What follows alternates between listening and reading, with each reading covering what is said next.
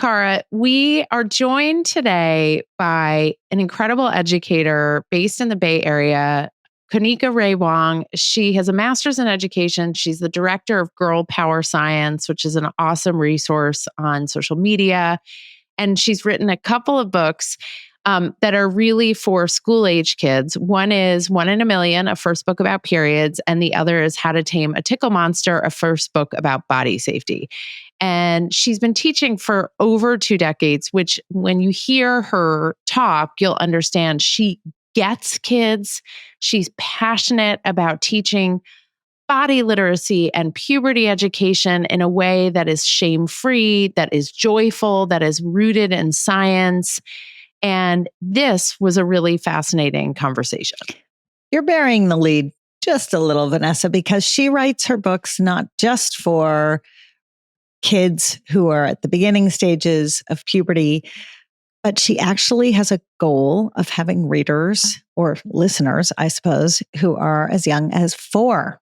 She really believes that we should not just be talking about these topics, but content that specifically educates around these concepts be created for very young kids so that this information is just part and parcel of their life. And, not to worry. It's not like she's writing a textbook for a 4-year-old. She's using beautiful storytelling and metaphors and all sorts of cute, light, uplifting images to communicate concepts that feel overwhelming for a lot of parents of younger kids. And she's done it out of necessity. It's in those 20 some odd years of being an educator that she's come to realize, gosh, I would love kids to know the basics when they come into the class that I'm teaching. Wouldn't it be helpful if they were comfortable with some of these concepts? And it's a hard ask. It's a tall ask. And so she has created some resources to help address it. And we focus today really about body literacy, which is a topic we haven't covered in great depth, but it's really about helping kids understand and read and attune to their own bodies so that they can better take care of themselves in the long run. And it's complicated, but it's really fascinating. And there's new things that we're going to use in our own families, maybe even with ourselves, but also things that we think people can really use in their households and in their classrooms to help support kids on this journey.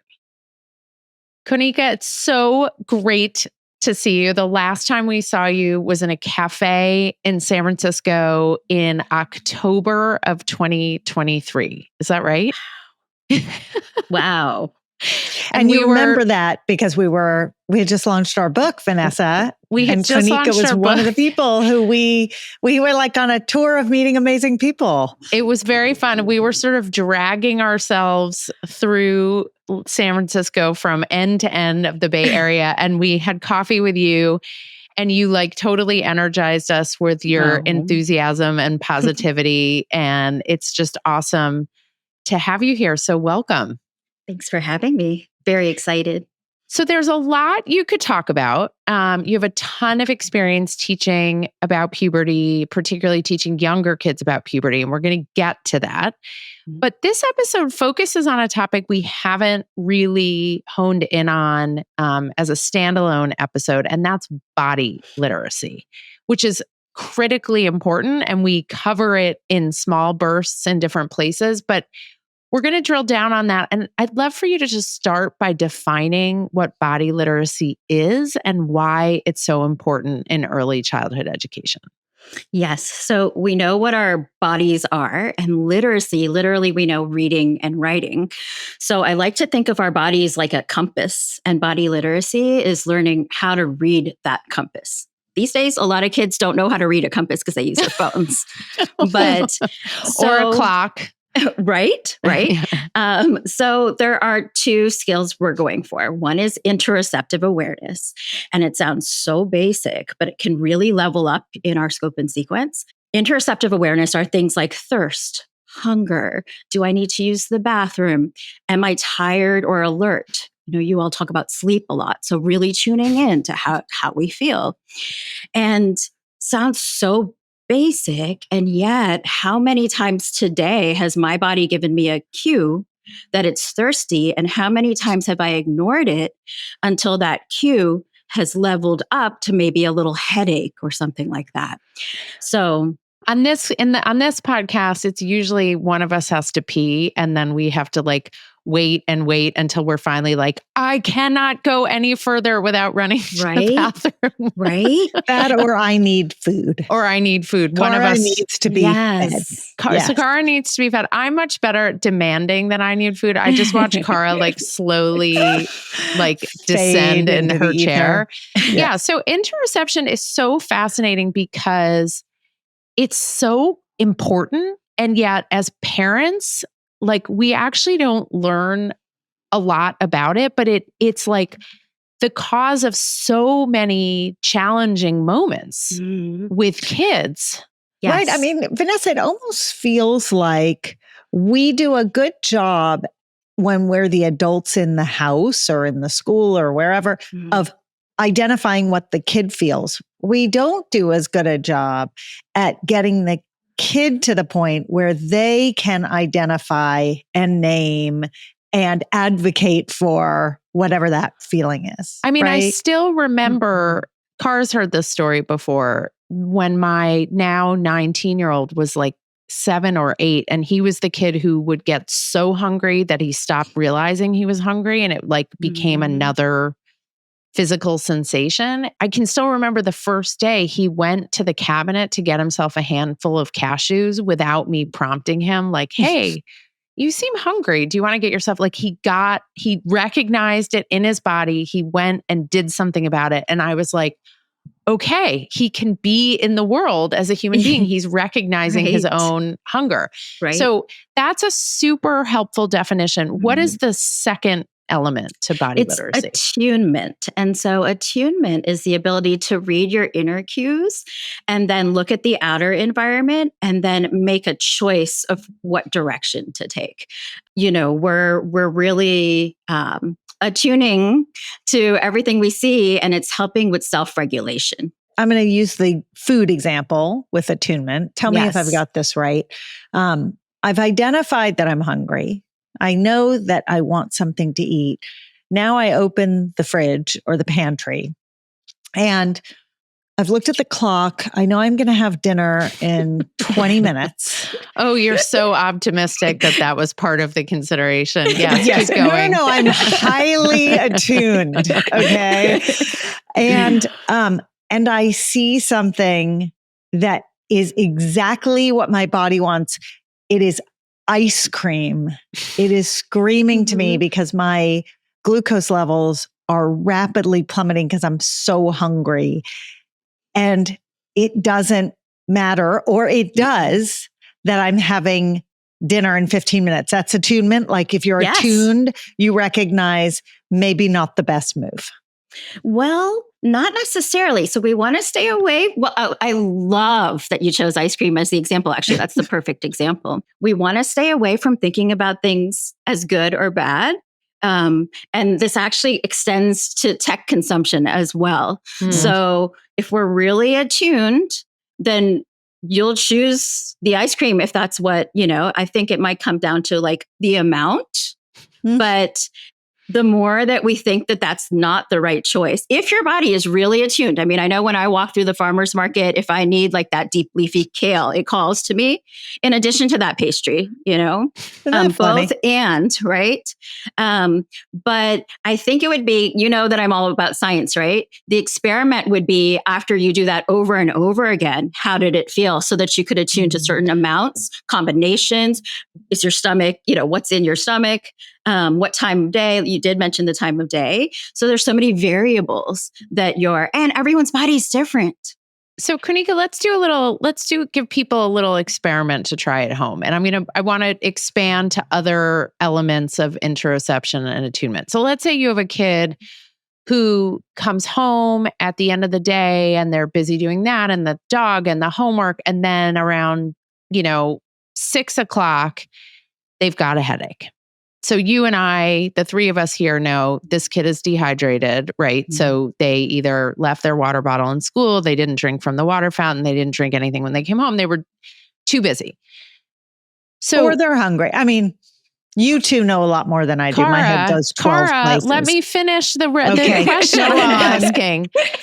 So let's assume, again, I'm trying to move away from food and explore another aspect of interoception. So let's assume we know. I'm not attuned, Vanessa, obviously.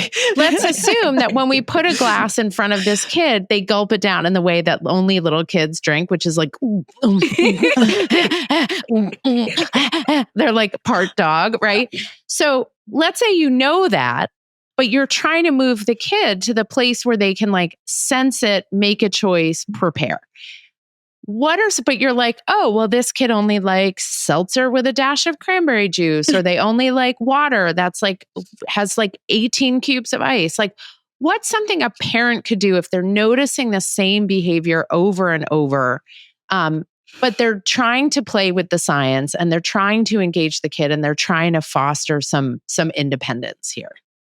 I mean, so slowing down our pace is ideal, not overscheduling so that we're not going from one thing to another. Right. But, So we're not fixing society and all of the ways in which we overschedule our children and ourselves as much as we would like. So, I mean, one phrase that I like to use is just listen to your body. I say that to my daughter all the time, to my students, So if they're complaining about something, I have a headache. What should I do?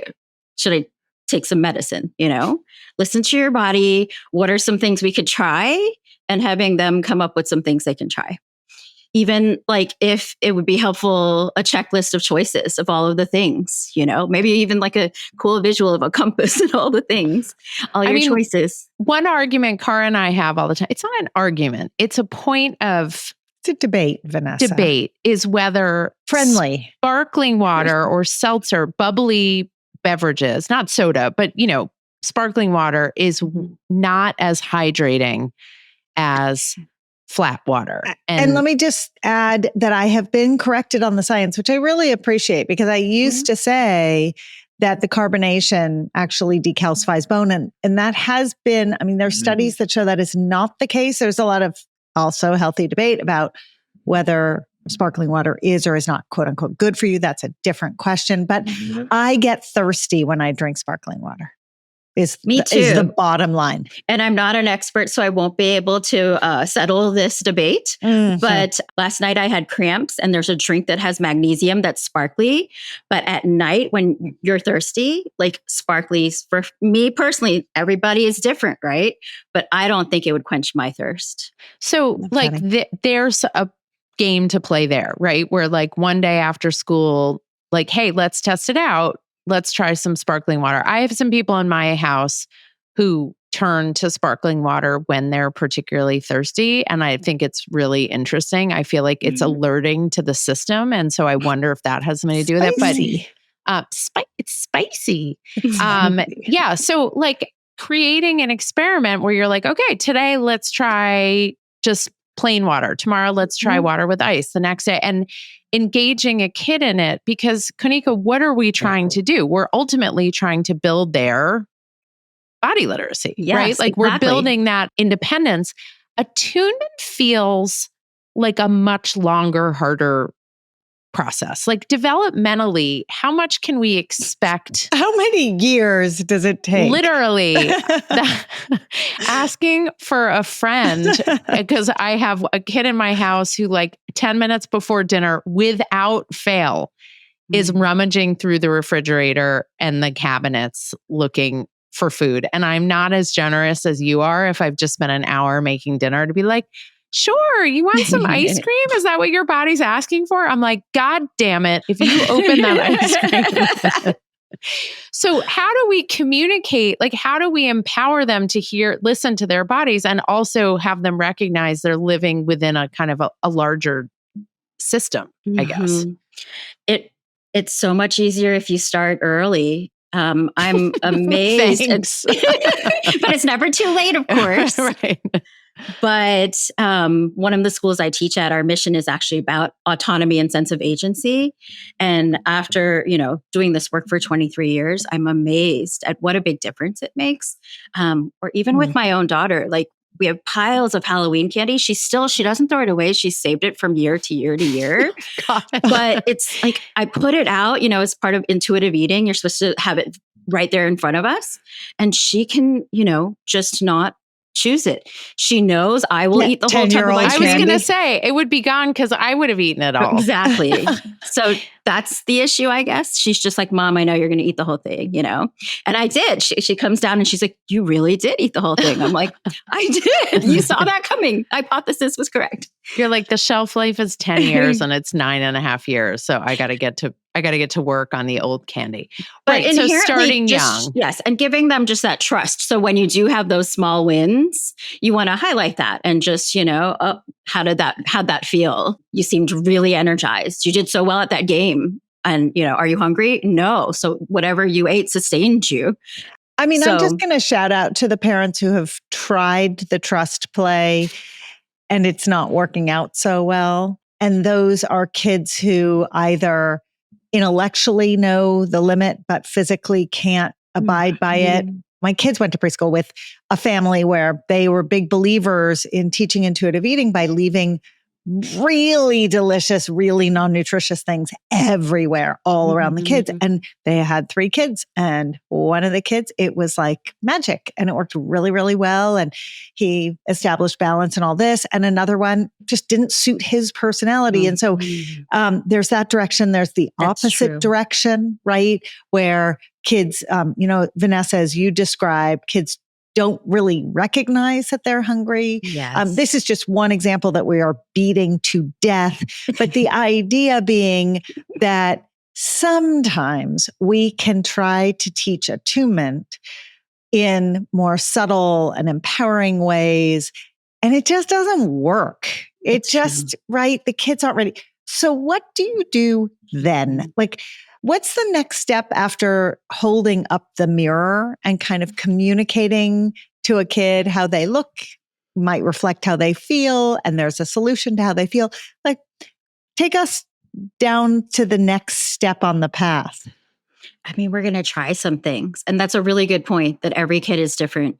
And that's why, they talk about almonds being such a nutritious food, and yet they make my throat itchy. And so we're going to try things and see how it feels, and include them in the grocery shopping, in the meal making, so that you're giving them more opportunities to really attune. We used to hide sugar cereal in the shopping cart. Like when my mom was doing other stuff, my siblings and I would throw it and then hide it under other stuff. And then sometimes it would get past checkout and sometimes it wouldn't. But we were the house where there was all, quote, healthy food. And all we wanted to do was go hang out at the houses that had 100%. the other kinds of food. Like literally my younger brother was basically at this other friend's house all the time because they had tons and tons of sweet treats that we didn't have at our house. Our sweet treat was the candied lavender that was in the spice cabinet used for decorating baked goods, which is fascinating because my mom didn't bake. So I don't even know who purchased the candy lavender. And I'm just doing a shout out to no self-checkout in that strategy that you all had. If there had been self-checkout, we would have been like, we'll check out for you. And we would have hidden. Those were the days. So much stuff. So when we think about building that pathway to body literacy, right? We've talked about some of it, introducing it, involving the kid, helping them understand to read the signs. What are the other elements to building body literacy? Because when people hear body literacy, they're like, it's about, reproductive organs, or it's about sex, and it's about all this other stuff. And yet you would expand it and define it in a much broader and more applicable way. So what are some other elements to it? Well, now we're going to throw in our topics. So, when you layer on in your curriculum, you have the skills, which we talked about, those skills that we're aiming for. And now let's, layer on a topic, and it could lead to some of those ones you mentioned if we think about the scope and sequence, things like reproduction or reproductive anatomy. But we want to think of the scope from when a child is born, all the way through. So we are, accurately naming their parts, or we're commenting on like an erection in a matter of fact way, introducing vocabulary. You're going on a hike, and you can stop actually to look at a flower and break it open, and you can actually find the ovaries and the eggs inside. If you're going on a rainy walk and you see fern plants, you can actually talk about how sperm swim when it rains to the eggs. And so, the conversation can start with your toddler when you're going for a hike, naming those parts, and then you're normalizing it. And you're very likely that there would be no shame whatsoever. Especially, that my thing is just like introducing all of these things as early as possible. I'm pretty sure that in addition to toddlers being fascinated by fern sperm, that tweens and teens are very fascinated by that concept. I'm still stuck on taking a toddler for a hike. There's like no way in hell my toddlers. I know you guys are West Coasters, but like us New York people, I mean, maybe some people take toddlers for hikes. But yeah, I mean, so what you're doing is you're pulling from the world around you and normalizing these topics, and not just having them be about our bodies or our reproduction, but normalizing the concept of reproduction amongst ferns, which is a new one to me. It's very, very exciting. I am like, fiddlehead ferns are actually in season right now. And I'm like, keep saying I'm going to buy them and cook them. But then if I wimp out and I'm like, they're going to turn out bad, and they're like $30. So I'm not buying them. Okay. So we're pulling from the outside world. We're normalizing something like reproduction. How do we know I hate the word appropriate, but how do we know what's manageable and understandable to, let's say, like a kindergartner or a first or second grader? Like, how do we navigate and gauge what should be shared and what's held on to for till they get older? I get that question a lot. And when in doubt, I find that the youngest kids get it. And so as educators, we think about reverse engineering or backwards planning. So you think about and envision, some of these big moments, like her first period. And then you backwards engineer, or like when she develops breast buds. And you think about all the teachable moments around us. Oh, there's maybe you're visiting a farm and you see animals that are nursing. Do you call it nursing with animals at a farm? What do you call it? That's a good question. Anyway, you know what I mean. Yeah. Or you see, a human mom or a human person that's breastfeeding, and you have just these opportunities of scaffolding and normalizing everyday moments that you see. The other thing, of course, is just to lean into whatever questions they have. So it's not like you have this agenda that you're trying to piece in, but you're just leaning in. And then, of course, to check for understanding, you're keeping your answers really short and listening in for what their follow-up questions are. And you've been teaching kids that age, that sort of like early elementary school age, for decades, right? Like that's your jam. I love, like, first through third graders are so amazing because they're really curious and capable of understanding so much, but the cynicism hasn't seeped in yet. And so they're like, you can talk to them about all sorts of stuff and they're like, cool. And then you wait a few years and you talk to like a fifth grader or sixth grader and they're like, I'm like leaving the room. This is freaking me out. So when you think about teaching body parts, body autonomy, concepts of puberty and reproduction, talk us through the sort of broader approach for kids that age, and then we can sort of dive into some specific topics. It's the same things that we tell parents all the time, that this isn't just like one small moment. This is actually like, this is a movement. This is, reframing our thoughts, our the way that we perceive it. So my big aha moment actually happened when I had a class of second graders, and one of my students came in and she said she thought she had breast cancer. And so, and I could see or sense the fear that she was embodying. And so it was a shock to me because for so many years I was teaching my puberty education in fourth grade. And so I talked to my pediatrician friend and, looked up some studies and some research and realized that, 20% of kids, potentially African American kids, was the specific study that I was looking at. Wait, 20% of kids, 23% of African American girls develop breast buds in second grade. Okay. Or at age 7. So, because in my head, when this second grader approached me, I was wondering, is this precocious puberty? And so that's why I called my pediatrician friend and asked about it. And, I, of course, had all these questions about why. And she said, this is a big conversation. We're going to need to steer this towards what we can do. And she said, you really need to start teaching puberty education. By the way, this is an all-girls school, I should mention. She said, you really need to start teaching puberty education in second grade. So I actually dropped everything because it bothered me so much that, I feel like no child left behind in puberty education, And so I revamped and tweaked my lesson to be kid friendly from fourth grade to second grade. And the surprise moment here, just as you mentioned, was just how excited they were, how curious and how excited. And from that moment, I thought, if second grade is hitting like this, why not even test these topics younger? Because one question I get, which ties into something you asked earlier, is just what is appropriate and when is it too early?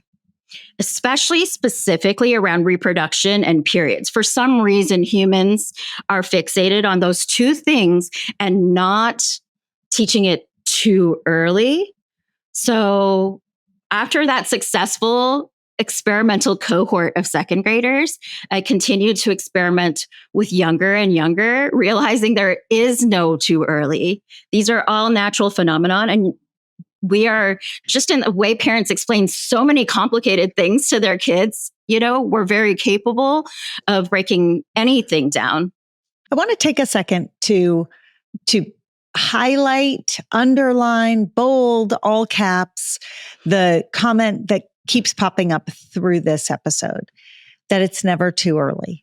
And I want to make note of the fact that this summer, the summer of 2025, is a summer that we are dedicating to helping bring in parents and trusted adults who care for younger kids to begin to recognize when puberty and all of the related changes that have to do with the cycling of sex hormones, so emotional and social, when those things make their debut. Because I think it takes a lot of convincing to help adults understand how much earlier these processes are happening and how much more slowly they're evolving over time. And so how long the marathon is. Like it's not still 26 miles. It's like a 52-mile marathon, right? It's an ultra marathon. It is an Ironman /woman /person. It is in everything.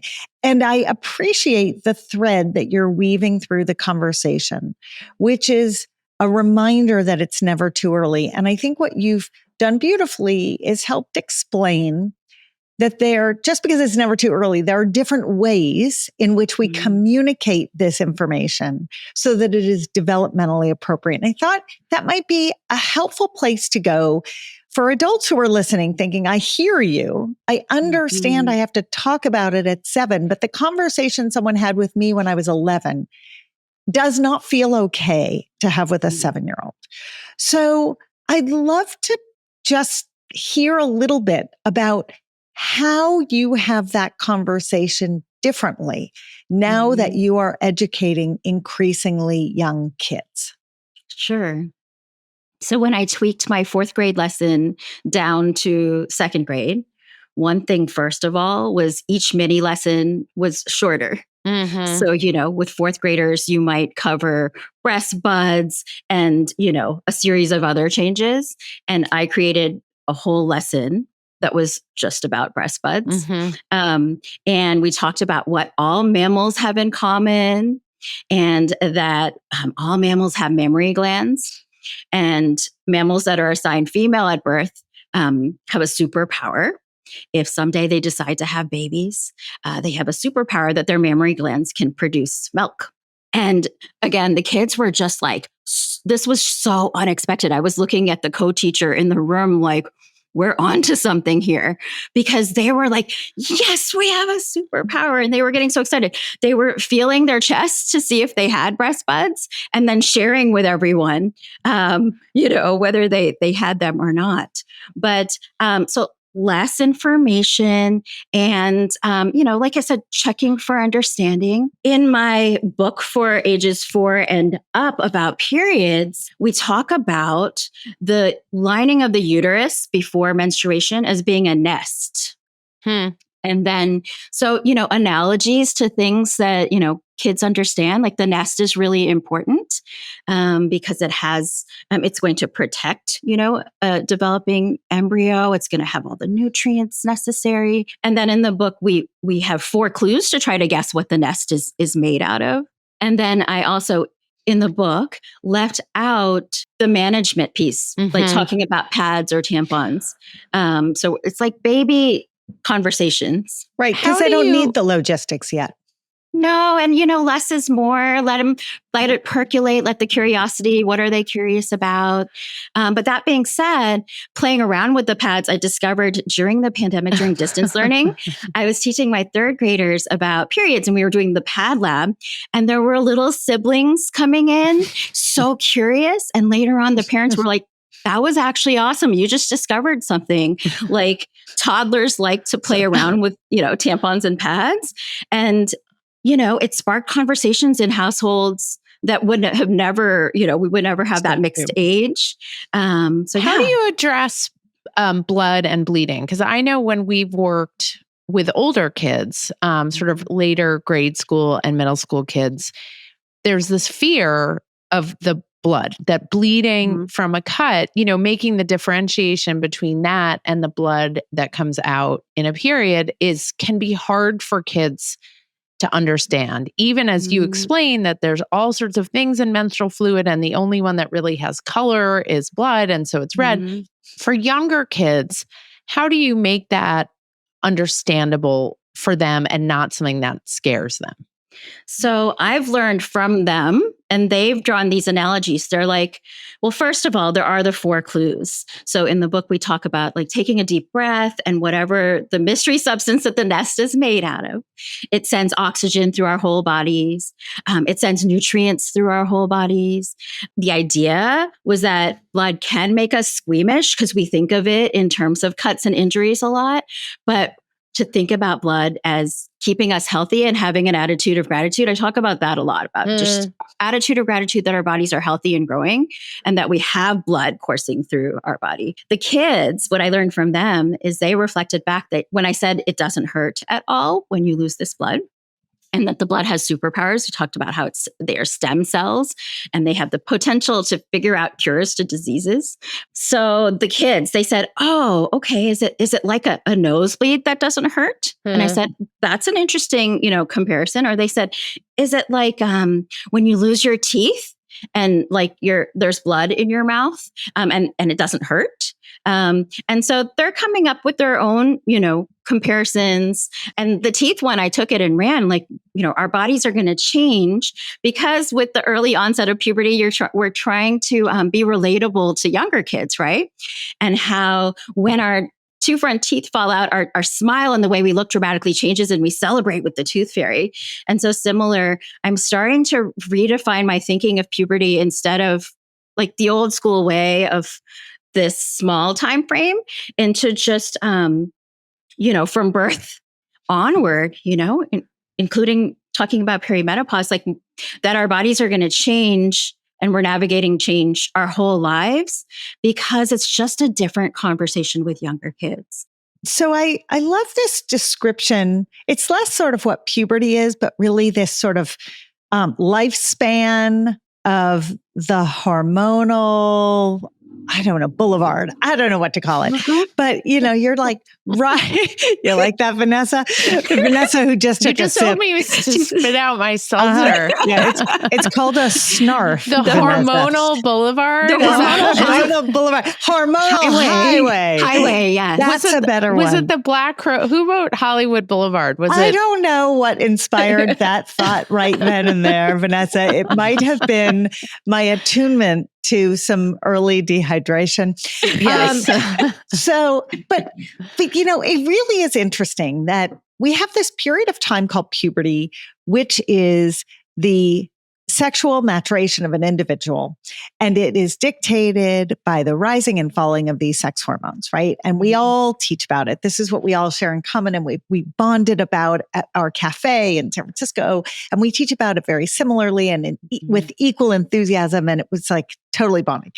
I think we all also agree that there is this concept that's going to become more and more well accepted, that we are on, I'm going to take hormonal highway, Konika. I think that is a V2. That is a vast improvement of my boulevard. Was it the Red Hot Chili Peppers? You can't shop on a highway. The Black the problem. Crows? I feel like you can shop. We're having Counting two Crows? very parallel conversations. So this is like harmonizing.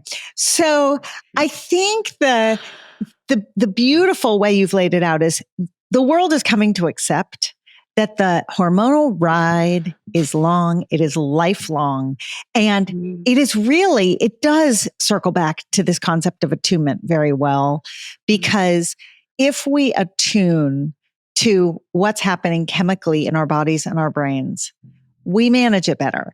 And what you're talking about when you describe blood or, any of the other features, symptoms, signs of shifting bodies and some of the biological phenomena that happen to bodies, erections, all of it.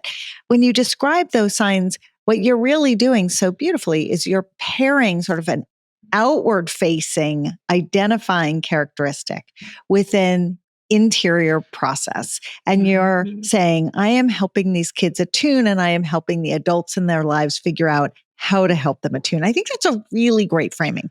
So let's take that framing. And let's talk about how in your book, 1 in a Million, your audience is designed to be as young as 4-ish years old, right? So, not the first year of preschool, but the second year of preschool, right? And I'm curious, first of all, how did you pick that as your starting point? And then the follow-on question is it ever too late to introduce the concept in such a basic way? You know what I mean? Like if you have an 8-year-old who knows nothing, can you start from this, designed for a 4-year-old perspective? It's never too late. In fact, the unexpected outcome of putting this simplistic narrative out in the world is that so many dads said that they appreciate that they feel really comfortable picking this book up and reading it to their children. In fact, a group of dads requested a dad and daughter period workshop. And with the dates, they came actually before the moms were involved, and the daughters are now more comfortable talking to their dads. They don't want to talk to their moms. Well, this is like one family story, but the first book reading actually was for a group of 6th graders in Singapore. And I was told by the teacher that the topic of menstruation is even more stigmatized in their culture. And after I did the reading, this was my first book reading, and I've written this for 4-year-olds, but the first request I got was for 6th graders, and I said yes. So I was so nervous by, with how it was going to land. And a boy raised his hand and he said, "So you mean I wouldn't be on this planet if it weren't for periods?" And I was like, yes. And then someone else made this connection of, "So you mean I was in my biological grandmother's uterus at some point? If babies have, close to 1 million eggs." So yes, this simplistic That's narrative. very meta. Right? Yeah. Yes. I wish I had that in the book, maybe version 2, right? Human beings like simple narratives. So that was the unexpected surprise in putting this up. Now, why did I decide on periods as the first one? So I guess originally, now my thinking has changed because this was like in 2019 with that experimental second grade class. So at that time, when I was thinking about an age appropriate scope and sequence, I was thinking about just these markers of, okay, so we have some 7-year-olds just developing breast buds. So we want to be ahead of that change, so they know what's going to happen. And so I was working backwards, but then I thought, why label it in this way? And why not start the conversation as young as age 4? And so it was completely an experiment. And yes, the results are now us brainstorming everyday ways to incorporate, to bring this into our lives, these conversations.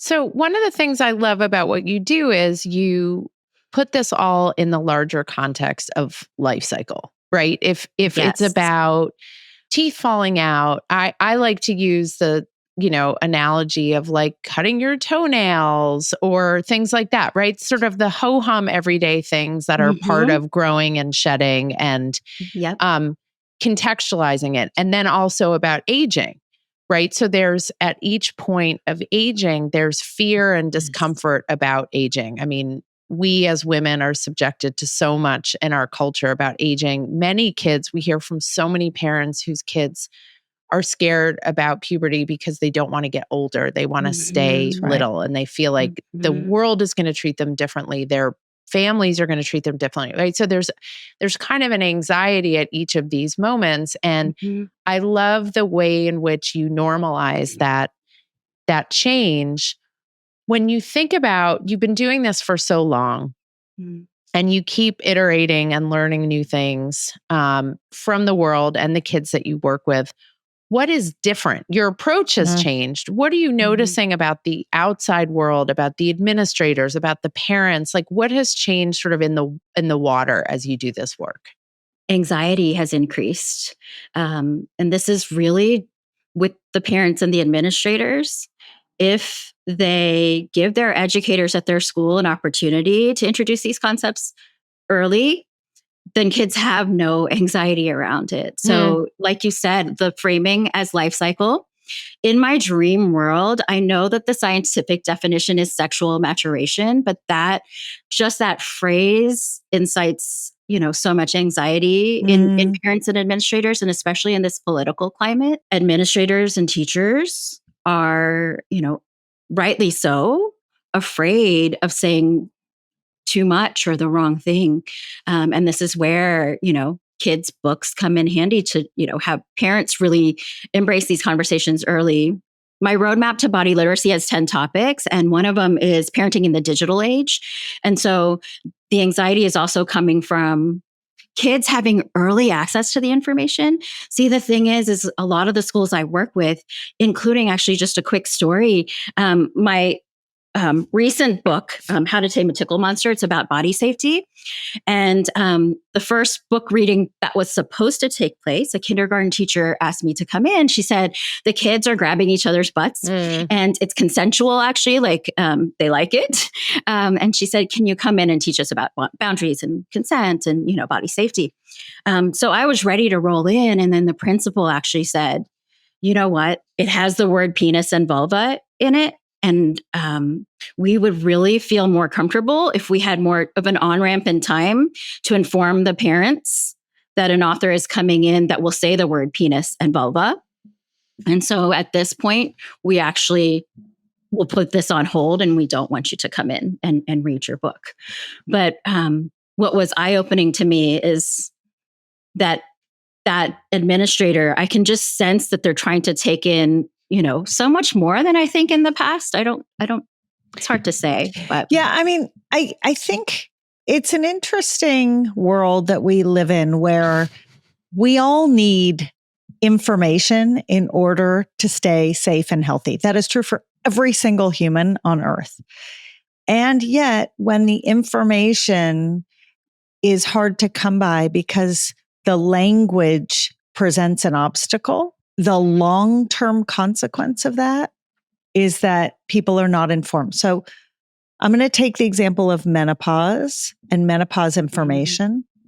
So there's so much new menopause information coming out constantly across so many channels, right? News media, social media, published books, et cetera, et cetera, et cetera.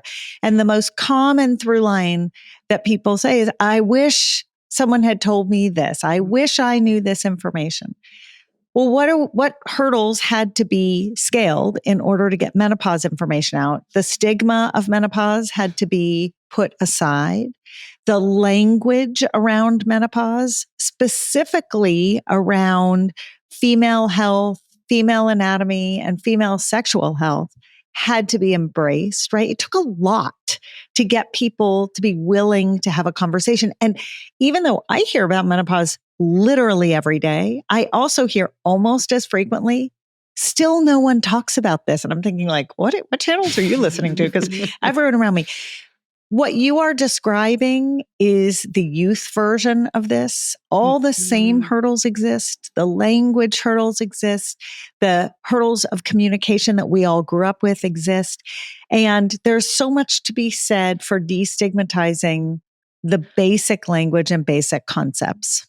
I do think that puberty and talking about genitals has been politicized in a way that the menopause conversation hasn't been. I think agree. there was a politicization of menopause conversations, when there was the uproar about the studies and Women's Health Initiative and all of that. And that was political. 20 years ago. So you're saying like in 20 more years, there won't be politicization? I mean, one could argue that we have gone backwards in what is acceptable to talk about and terms that are acceptable to use. And it's so depressing to think about it that, Cara, we tie ourselves into knots that we're like, well, just just wait. It'll happen. And yet really it feels like we've gone backwards, which and takes me upsetting. Back to the hormonal highway.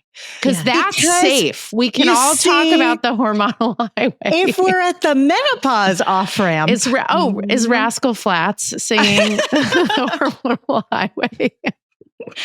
By the way, just an aside, because I'm so depressed about that we can't say penis and vulva without being Isn't that sad? I cried. Like, I don't blame you. I mean, Cara's books have been banned in places because they have words like vulva and penis. It is like so depressing. Yeah. Wait, I can't remember what my aside was. Oh, that's I know because you're on the menopausal off ramp. No, highway. Yeah, I'm exiting. I'm getting on the entrance of the perimenopause.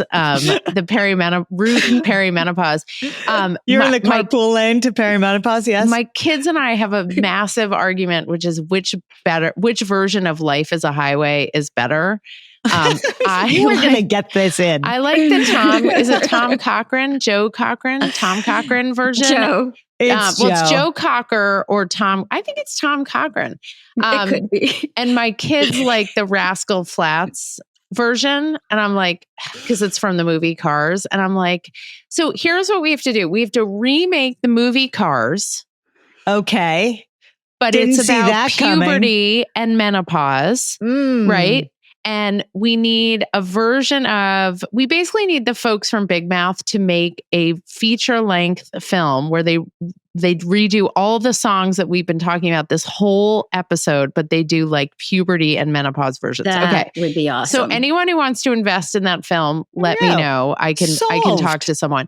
But it is depressing because I feel like we made such progress, and it was like I started a girl sports company when you go girl and girl power was everywhere. And I was like, oh, I'm just like riding on the coattails. And then it felt like things went backwards with that too. And all of a sudden we're swimming in this like pond of toxic masculinity.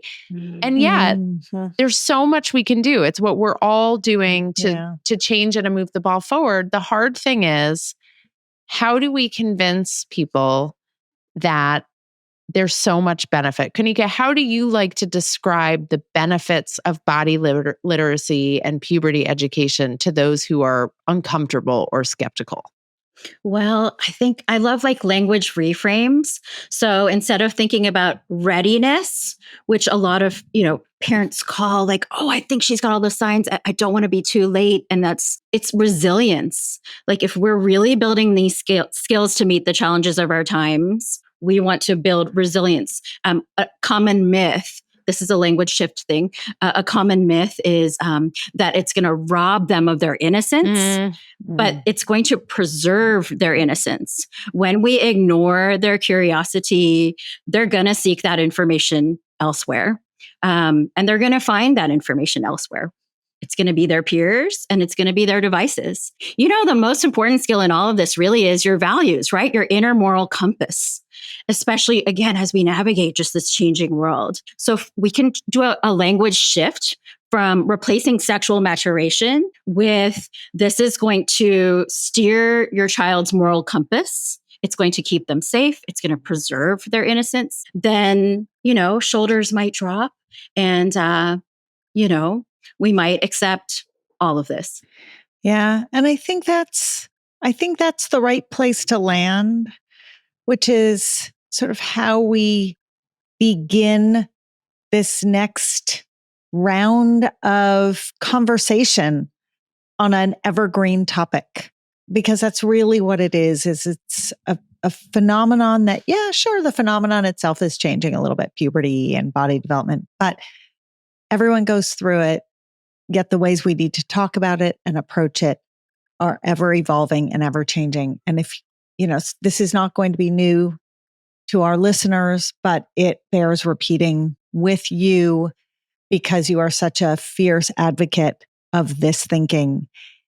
It is never too early. If you want to be the values-based voice in your child's head, telling them, sharing with them what you believe, what you know, what you think, don't come at it too late because there are a lot of other voices competing for airtime at that point.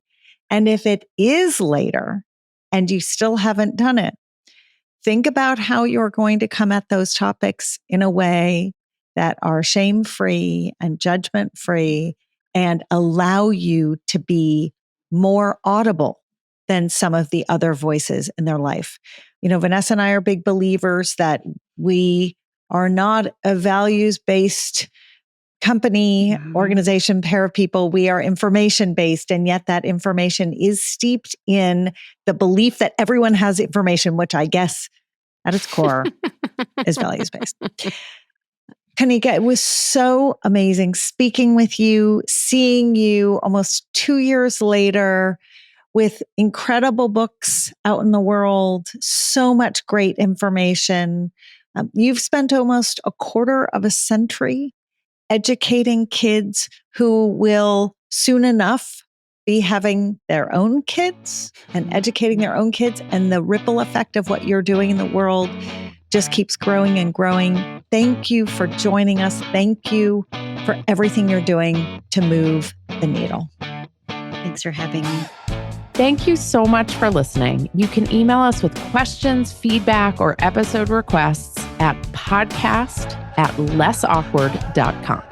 If you want to learn more about what we do to make this whole stage of life less awkward for everyone involved, our parent membership, our school health ed curriculum, our keynote talks, and more are all at lessawkward.com. And if you want products that make puberty so much more comfortable, visit myumla.com.